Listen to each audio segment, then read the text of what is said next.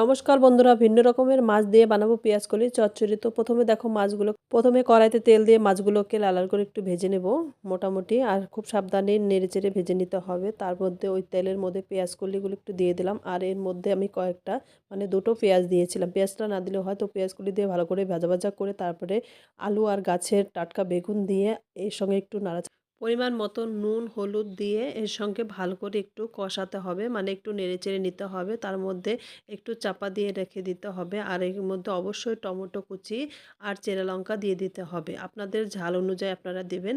আর কিছু সময় চাপা দিয়ে রাখার পরে চাপাটা খুলে আরও কিছু সময় একটু নেড়ে চেড়ে মোটামুটি সেদ্ধ হয়ে গেছে সবজি। তারপরে পরিমাণ মতন জল দিয়ে এর মধ্যে মাছগুলো, ভাজা মাছগুলো দিয়ে নেড়ে চেড়ে সামান্য আরও কিছু সময় ঢেকে রাখতে হবে। ঢেকে রাখার পর ঢাকা খুলে একটু জলটা শুকিয়ে গেলে মাখো মাখো হলে নামিয়ে নিতে হবে। কেমন লাগলো অবশ্যই কমেন্ট করে জানিও। আজকে এখানে শেষ করছি, টাটা।